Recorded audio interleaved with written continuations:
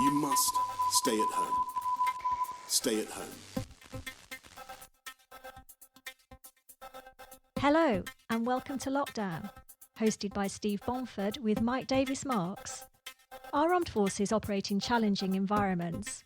Week by week, we'll explore what we can learn from their experiences. Hi, Steve. Good to be on another podcast with you, and I hear you've got another rower to interview this time. Not just a rower, he's also a submariner, still serving, and involved in a project you're involved with, which will come as a surprise to our listeners. So this is to do with the Submariners Memorial, am I right? The Submariners Memorial Appeal, yes. And we're talking about God's chosen people, Submariners now. Who are obviously very modest. Well, let's get on with it then. Yeah, let's keep you quiet and let's have a listen to what Hugo's got to say. So I'm sure it'll be far more interesting. Concur. Hugo, first of all, I would like to say thank you very much for coming on the podcast. It's my pleasure. Really, really happy to be here. Thanks, Steve. Brilliant. So I don't really know where to quite start this, but your current role within the Royal Navy on board submarines is a nuclear engineer, which I think sounds quite cool anyway. But how did you go from that to rowing the Atlantic? What's the story there? I suppose it started 10 years ago. It was really nice to go through the whole training process as an officer and working out how nuclear reactors work and working with teams of technicians that look after the kit. And then just randomly one day I came across this thing that oceans were things that could be rowed, not just crossed in ships and submarines. And it just festered in my brain as an idea that I wanted to have a team of submariners do this. For me, it was about showcasing that our environment. We're used to working closely together. We're used to the shift patterns, to sleep deprivation, to aggressive environments. So it just felt like the right thing to do to get people from beneath the waves and get them above the waves. So yeah, that's kind of where it all started. And the idea turned into a wonderful reality. So how did you recruit your crew? How did you persuade people that this was a great idea? Because it doesn't, on paper, to me, look like a great idea at all. It's one of those things. No, I approached some really great guys who I knew had the personality that would fit it well, that would be had the can-do, ready to try something new. And I think that's most of our community. People people join the submarine service for various reasons, but many it's to work with cutting edge kit and being a team and all that kind of good stuff. So no, I was it helped that they were big strong resilient individuals who could row. That was always going to be helpful. But no, it was for me it was about picking people who I knew would have the right personality to fit that team, who would have a smile on their face no matter how dark and miserable things got. If they had a flying fish hit them in the face at 3 o'clock in the morning and they could laugh it off, that was generally a good sign that I'd picked the right person. Did that happen? Oh God, flying fish were a nightmare. They they fire out of the water like missiles. They evade their prey. They're about 6 to 12 inches long, and they jump out the water to evade whatever's hunting them. But if they get caught by a gust of wind, and we're talking like 30, 40 knots of wind out there, they hammer across the sky like whistling past you. And it's not uncommon that sailors and navigators get concussed at sea by these things. But yeah, we had a few splatter into the boats and hit us in the middle of the night. It was pretty sobering. So as if rowing's not across the Atlantic isn't hard enough, being attacked is just a little bit more, to the challenge. Okay. Yeah. So could you tell me about the journey, and what actually happened, please? Well, actually, before the actual row, there was this journey to the start line. It was a lot goes into rowing an ocean. The actual row is just the tip of the iceberg. We started out 2 years before, and all this work that went into success mapping, getting there, making sure that we had not just the kit and all the stores and knowing how the boat worked, but making sure that we were physically ready to do this, to row 2 hours on, 2 hours off all day, every day for over a month. but also that we had enough in the locker mentally, so that when we were in those deep dark places, those deep dark holes, with a bit of sleep deprivation and seasickness and missing home, and things are starting to hurt, that we could take care of our minds as well. So actually, that was a big part of the journey, was just getting to the start line and making sure that we were ready in every way we could be. But the crossing itself was, something else. Yeah, 37 days of 2 hours on, 2 hours off, and they warn you that you're going to experience waves over 20 feet high. And we saw that on the first night, 40-foot waves. It was like, like saying it was like living on a log flume in a water park for 2 weeks. It was just something else. 10 years in the Navy, and I've never seen anything like it. It was incredible. Well, that's probably because you spent your time under the waves. Life's a bit easier down there, I guess, Yeah, in that sense. So, the journey itself, did you have any tricky moments? Yeah, we went through the full highs and lows of the physical battle with our own bodies. Developing salt sores and blisters, and that was challenging in its own right. It's how you manage your own mind dealing with repetitive movements over things that really hurt. But and then there was obviously the mental elements of it. Was a race that we took part in, so there was a competitive element and stress that came into it from that invisible enemy, I suppose, in a way. But definitely the trickiest moment was capsizing. We capsized about 500 miles from Antigua, so we're 3,000-mile crossing, and we're sort of on the home straight, feeling good, and the weather was big, and huge waves, and the wind was moving us in the right direction. So we were really on a high. And we had, for me, I was asleep in the back cabin of our boat. We have a cabin at the front end and at the back end of the boat. And I just remember flipping upside down, and all the kit in the cabin coming loose and falling on me, and water pouring in through the air vent. And it was like being in a human-sized washing machine for a moment. It was that moment of challenge, of how do we overcome this? This is going to be adversity. This is that life, that life or death moment, and putting my trust completely in the hands of the two guys on deck, who actually were suffering the full brunt of the force of the waves. One of the guys got sent out into the sea, but luckily was tethered to the boat. So between the two of them, they had to get themselves back sorted and get the boat safe, because you can't open the hatch when you're capsizing, because you risk flooding the cabin and making it worse. So for me, it was an absolute lesson of trust, and empowering my team to make decisions under pressure and get the job done to keep us safe. And that for me will stay with me forever, that we got through that dark night. But it brought us closer as a team, and and actually I think one of those things that's really common is actually being grateful for things when they happen, and laughing at things when they pass, having that humor. And the first thing we did when we got ourselves safe was realize that my trainers had floated out into the middle of the Atlantic, which was hilarious. It's which, if anyone's listening to this and happens to be in the Atlantic and sees a pair of size 11 Reebok Nanos floating around, please do keep an eye on them for me. I'm still looking for them. Did your mum write your name in them so we know they're yours? Yeah, something like that. So am I right in just visualizing what you've just described there? So there's two of you asleep in your bunks, as it were, one at each one end. Yeah. You've got two guys rowing. It flips over, and then you just have to stay in there and wait out, basically, until the other two guys can sort it all out for you. Yeah, exactly. Because that doesn't feel like you...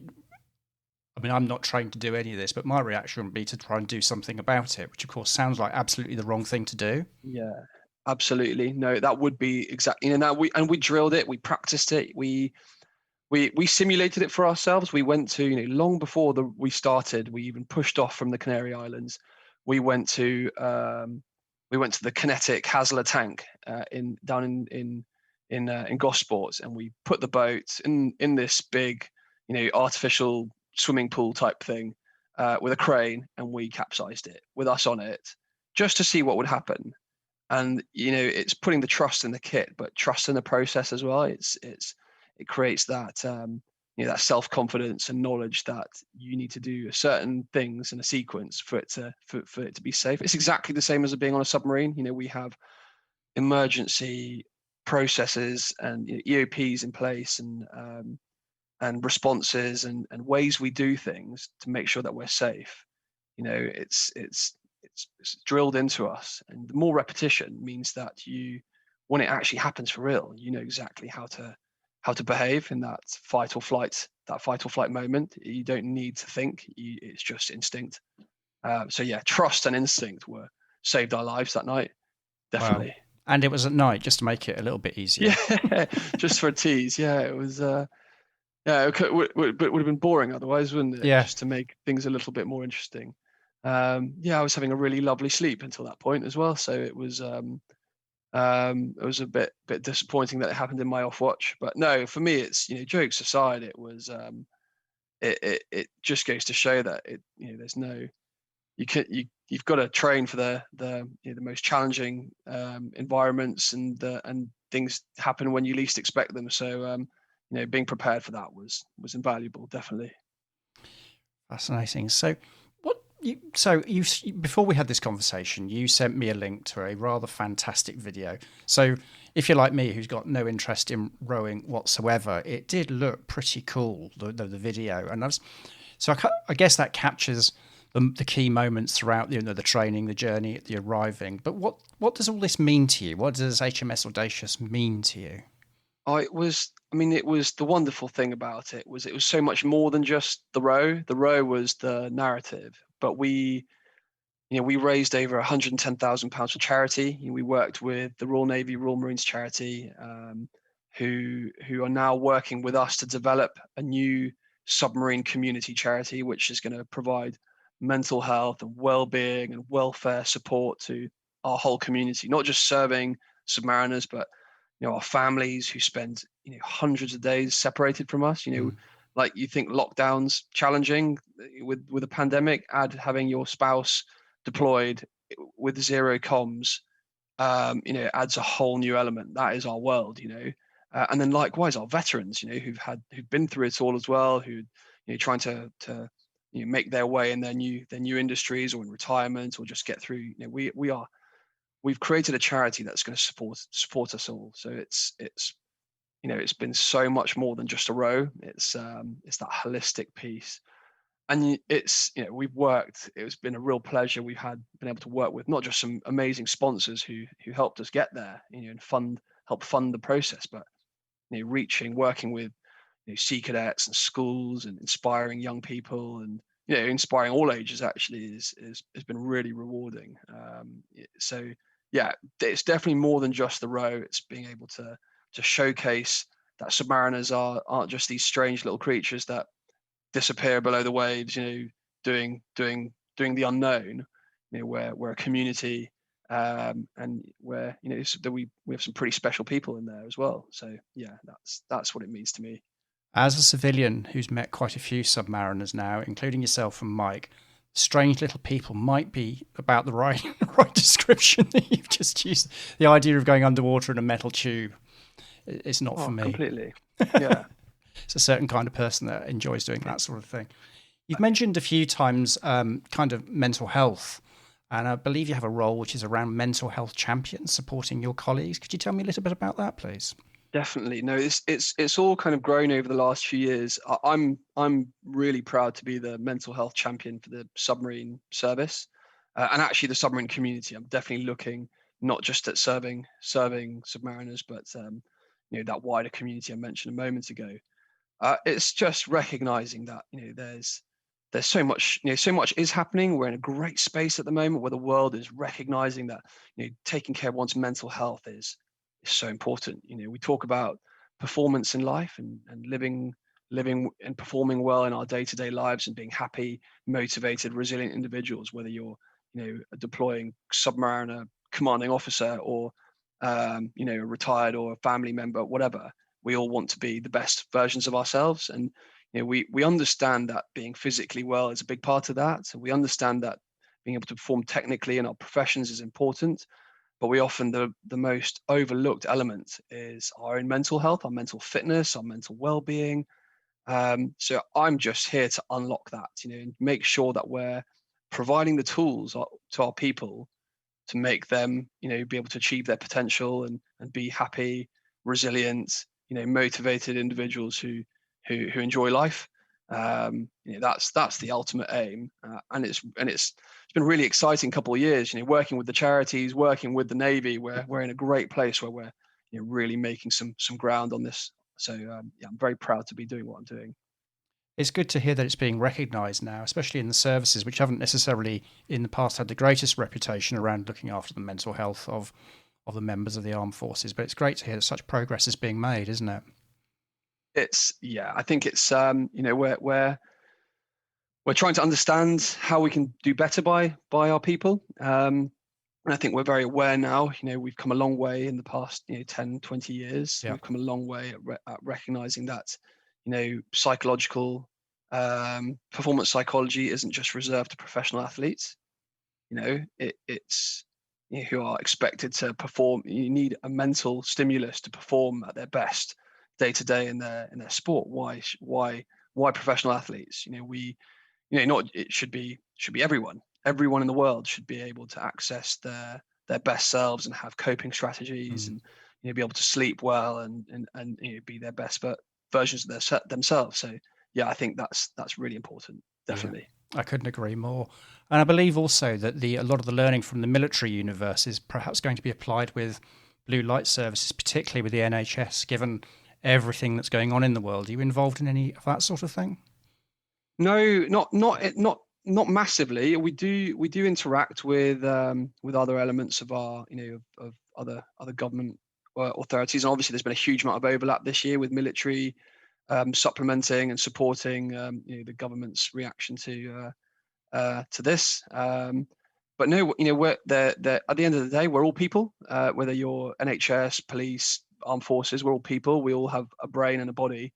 We all challenged with stress and stimulus day in, day out.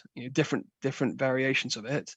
So we all need tools to be able to cope and be happy people who can get through each day and each year and be the best versions of ourselves. So we actually do use a lot of very similar tools to what the NHS used and other organisations. So it's been interesting to see how those different organisations behave with all of this. But no, we're all learning from each other. It's all a very new field, so it's exciting to be a part of. Definitely.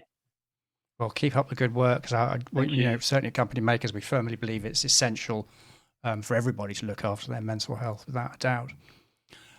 So, as if all of that isn't enough, you've got another project, or you're involved in another project, which is the new Submariner Memorial. Too many M's in that for me. The Submariner Memorial. Can you? I've seen the design recently that's been posted on lots of social media channels. Could you tell me about your involvement in that and what's the plan? Yeah, no, I've been very, very kindly just over a year ago.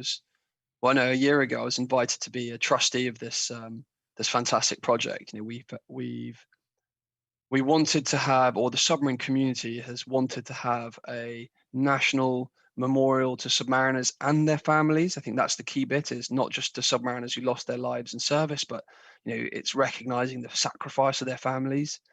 And it's gone about it in a really special way. We don't really have a proper memorial at the National Arboretum that recognizes this sacrifice.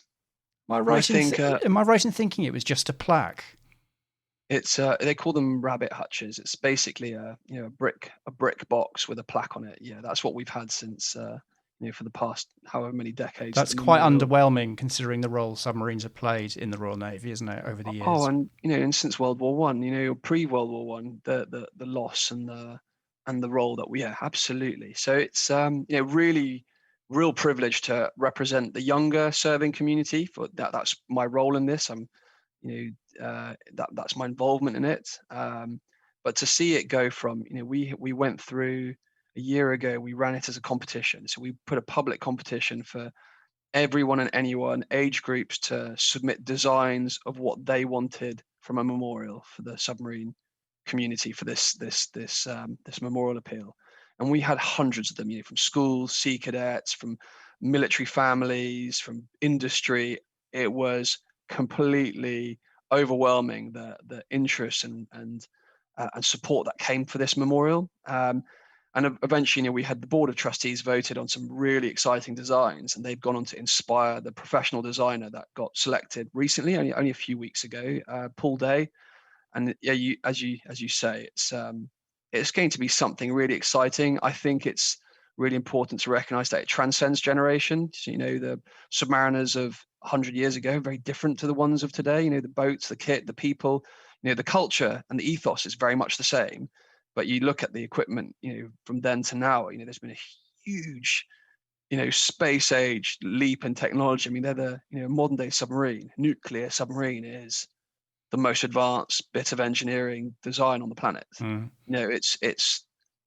It's unbelievable the work that goes into creating these incredible, bits of kit. So it's, I think having a memorial that transcends those generations, that brings us all together, whether you're a veteran from the wars to today, it recognizes everyone. It's really special. So yeah, now we're on that fantastic journey now that as you're well aware, we've got to raise some money to build it and maintain it. But no, it's really cool. We've got the Duke of Cambridge as our patron, backing it as well, which is really special. And Colin Firth, as you'll have seen in the papers, with his involvement previously from the Curse film, his new awareness of our community. So yeah, it's a very exciting project to be a part of.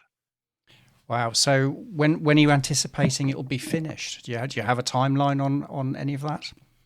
I think it's still a work in progress. I think there's a lot of information on the website. The project managers probably be able to give you a better update on the build process. But I think over the next, we're certainly looking at the build, fundraising and building over the next 18 months or so. But I'm hoping, I think we're looking at, I can't remember if it's end of next year or early 23, but it's definitely, it's a short-term project that's going to hopefully bring the whole community together, and not just the military community, but the industry partners, the charities, the youth organizations. It's going to be something really lovely that we can all get behind. So I'm very happy about that. Yeah, I think the design is very impressive. We'll pop a link in as well below in the podcast, the text, so Brilliant. People can have a look at that, and they'll be able to see some of the images as well.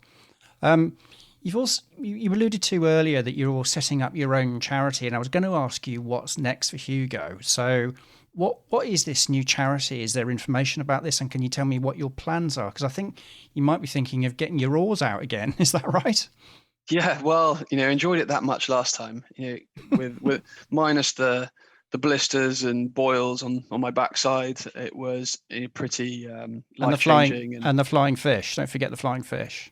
Yeah, the flying fish. God. It's the charity is, we're partnered up with the Royal Navy Royal Marines charity, our services charity. And they're working closely with us to develop the submarine family. So it's happening at the moment. We're working week in, week out to make this happen. With the right people behind it, and bringing in the wider Submariner charities to be involved as well. The Submariners Association, We Remember Submariners, and a whole load of other ones as well, and all the family support organizations. So it's going to be really cool. But obviously, a new charity needs, for me and my what I know, certainly in a fundraising perspective, is having a narrative around that where we can champion mental health and resilience and well-being through adventure. Has led us to this really cool stage of Audacious's continuation. So HMS Audacious was the name of our campaign last time with the row across the Atlantic, and we're already committed to doing it again in 2022. So I've got a 12 to 18-month break now to recover still from the last Atlantic crossing, and I'll be back on the oars to do it all again. Our plan, our vision actually is to have Submariners Row the Atlantic every year from next year. So we'll keep the boat in there, we'll keep the team in there, but have new submariners coming through and doing amazing things and working with charities and schools and being really positive ambassadors for a really great cause. So I'm very excited to be to continue leading that challenge. It's really cool. Excellent. So how can our listeners get involved? Because I know we have a lot of submariners listen to this. How can they get involved? What do they need to know? Well, there's obviously we've got a website, hmsaudacious.com, and we are looking to work with, we certainly want to reach into our veteran community and our serving community. There's, if you want to be involved and help out, if your company wants to sponsor us, or if you want to run a fundraiser with us, or do your own challenge, if you feel like you want to do your own challenge, get in touch. We really want to engage our whole, not just those who've served, but the families and friends and whoever wants just to, get involved in this kind of cool stuff. We'd love to hear from you. So we've got a website, hmsaudacious.com, and we're on social media, Instagram, Twitter, LinkedIn, and Facebook. You can contact us through any of those channels, or we've got an email account, admin@hmsaudacious.com. You can touch base, tell us you're interested, and we'd love to hear from you. You can really add value in ways you might not know yet. So feel free to get stuck in. It'll be great to hear from you. And it doesn't have to involve rowing the Atlantic, to be clear. No, not quite. No, but it's what you want to put into it. And I think with charity, it's just about getting people involved and and creating that community behind a great project. That's what's been really, really special about this is our values and our aims have really aligned with people from all stretches of the imagination, who've wanted to help out, whether it's sharing social media posts or adding or making a donation or doing a charity walk or printing some t-shirts or making a cake, whatever it is, it's all contributed and it's all helping. It's all going towards helping people and making, doing better by our people. So, it's a great thing to be a part of. I think it'd be really nice to have more of you involved. So, yeah. Sounds very, very exciting. So that is most definitely a call to action for our listeners who have some sort of relationship, perhaps with a submarine service or a family member does. So please do get in touch with Hugo at all the details he's just provided. And Hugo, I'd just like to say thank you very much. That's been fascinating, and I wish you every success with your endeavours. No, thank you very much for having me, Steve. It's been a pleasure, and I just want to say to everyone, it's I think what we're going through at the moment is a little bit like an ocean crossing, rowing across the Atlantic. There's a start line, there's a finish line in sight. It's somewhere in the future. We can't obsess over the finish line when we've just started. So look after each other day to day, week to week. And I think it's back to what we're going through now is going to define, our how we reflect and look at ourselves in years to come. So yeah, look after each other and stay safe. Absolutely. One stroke at a time, I think. Exactly. Well said.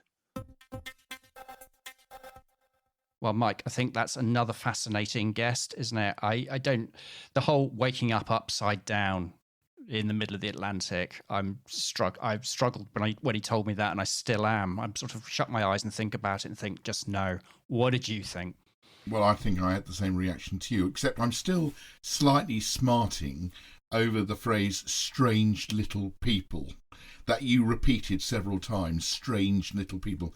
Referring to submariners, of course, but notwithstanding that, actually, I've known Hugo, as you know, for about a year, but all virtually through this submarine memorial appeal that we spoke about briefly beforehand. And it was only through that I realised that he just rowed the Atlantic. So we got another rower, but this time a blue water rower rather than an Olympic rower. So fascinating stuff. I think strange little people's a fairly accurate description from what I know of submariners. See what you've done there again? You've just repeated it. You're just rubbing it in. I mean, I take my hats off to Hugo because he's not just a submariner. He's a marine engineering submariner, so a nuclear engineer. and the lengths of training that these guys have to go through to become a qualified nuclear engineer is extraordinary. And it takes a lot of commitment and determination and skill and knowledge just to become qualified in order to manage these nuclear power plants on our submarines. So, he's already just by being a nuclear submariner a pretty special breed apart anyway. But what was really interesting was that he suddenly a thought popped into his head one day when he said, "Well, wouldn't it be fun to row across the Atlantic, and take all those that serve beneath the sea with me? So I'll find some people to do it with me." And HMS Audacious project was born. Indeed, it was. I just want to go back to the nuclear engineering bit as someone who's watched Das Boot, and I'm pretty sure I've referenced this in a previous podcast. So I guess with a nuclear power plant, you don't have a little wooden stick that you hold against it and an oily rag to make sure it's working properly. Yeah, Das Boot was about a World War II diesel-electric submarine. Had no nuclear energy anyway. In fact, nuclear energy wasn't invented then. But you're right. But I mean, even modern nuclear submarines require a certain amount of innovation to stay at sea, because they are, as Hugo described, they're one of the most complex, advanced bit of scientific kit on the planet. And when they go to sea, they are autonomous. They're not. They're not. We don't have a service station that we can just pull into readily if something goes wrong. We have to generally fix it ourselves. So that brings that breed of people that can keep these machines at sea. You need to be really innovative as well. Yes, I'm sure there's some pretty interesting stories there, but I bet we're not allowed to talk about those. Well, we might be able to.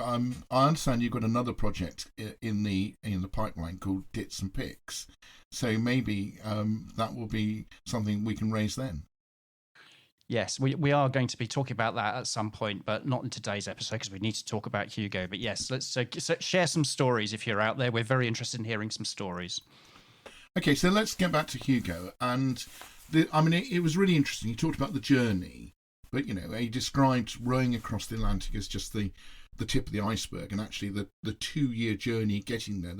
The preparation, not just in material and kit and stores and the plan, but the physical preparation, obviously, to be physically able to row across the Atlantic. And I don't think even then they knew how hard it was going to be.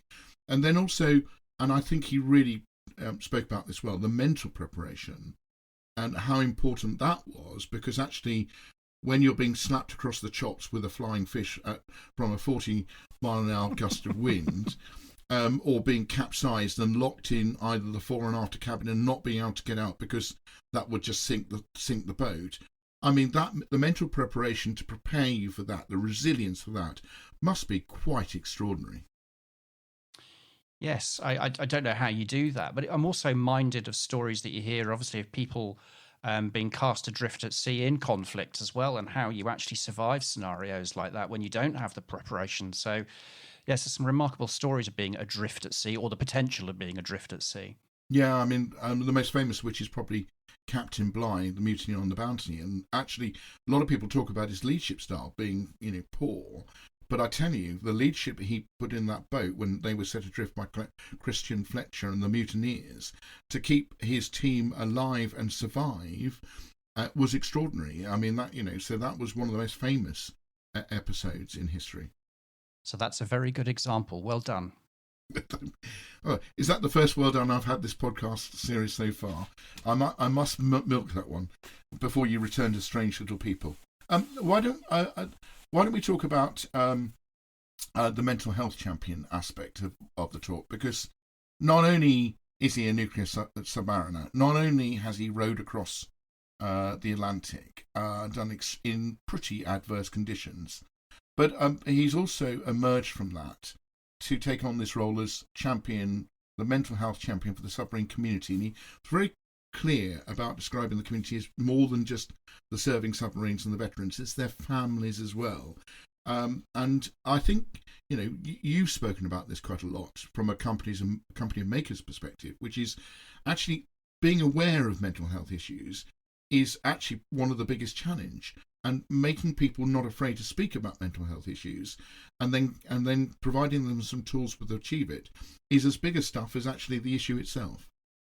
Yeah, and I think his attitude and approach to it is fantastic to hear, in terms of it is something that we can talk about, and everybody struggles with their mental health at some point for lots of different reasons, and being able to talk about that is very, very important. Yeah. And he's specifically looking at the submarine community. And I think you've said to me on many occasions that you think we must be crazy to go underwater in a cigar tube full of men for months on end with no communications. And you're probably right. But even so, the members of the armed forces are traditionally quite stoic when it comes to these things. So breaking down that stoicism and allowing people to be, wear their issues on their sleeves so that they can be addressed is really important, isn't it? It's essential. I don't think it's just important. It's essential because you've obviously got the physical well-being, but also mental health well-being. They can't be separated, in my opinion, anyway. And of course, that's sewn into the fabric, the DNA of company makers. See what I did there? Sewn in things. Oh, well done. Well done. 2 well dones in one episode. I'll obviously have to edit those out. Don't worry. I won't expect to hear them in the final version. Can we just have a quick chat about the submarine memorial appeal? Because I'm, as you know, a trustee of that as well. And like Hugo, came on board just over about a year ago. And this was to, design and install a fitting memorial for those submariners and that have lost their lives in service, and and to recognise the sacrifice of their families, and to replace this little brick box, rabbit hutch I think he called it, with a plaque on it, which is the only thing that exists in the National Arboretum at the moment, with something much more striking, thought-provoking, and with a link. Yes, and I think the actual memorial itself, the design is amazing. I was genuinely surprised by that. Are you still fundraising at this stage, Mike? Is that something we should be talking about? We've only just started fundraising, so we've got to get about 375,000 total, which includes some money set aside for long-term maintenance. And we've only just started, so 2021 is the year of fundraising for this. So I'm sure we can share the details of how to donate and where to go and how to help. But yes, it's a fantastic appeal, and it's really, really sort of deserving, because there isn't one at the moment, so to speak.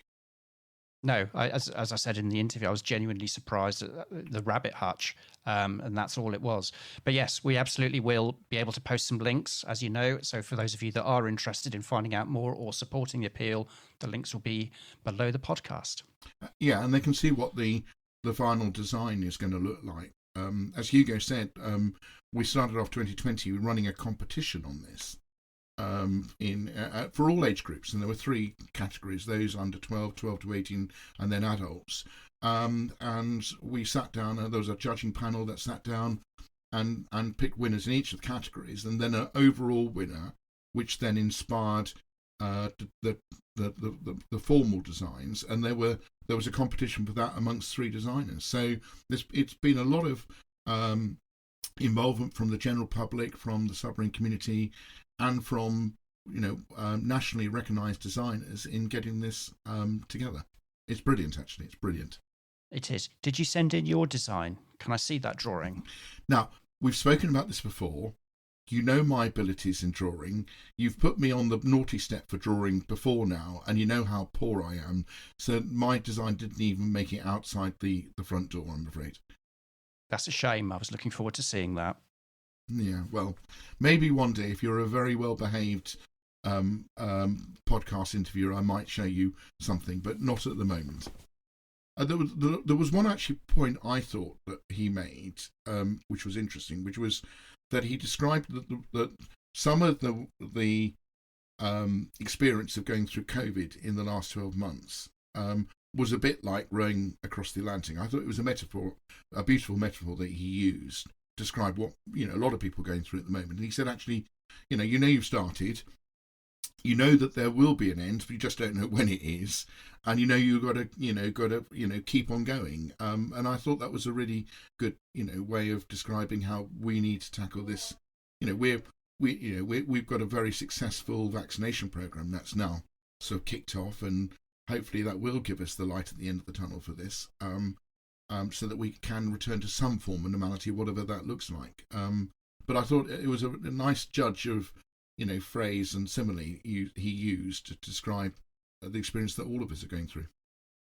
Yes, I'd agree, and it is challenging not knowing when you will reach the finish line. But we need to stay on course, don't we? Otherwise, things are just going to take a massive step backwards again.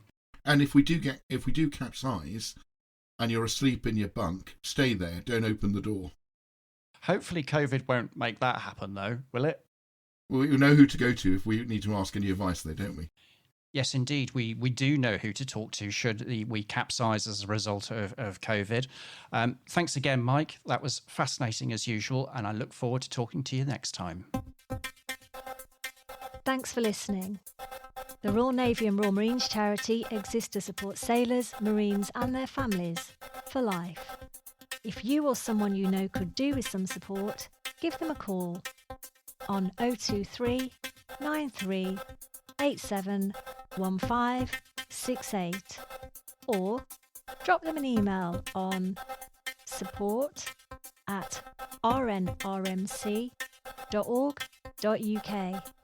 If you enjoyed this podcast and want to hear more, please subscribe.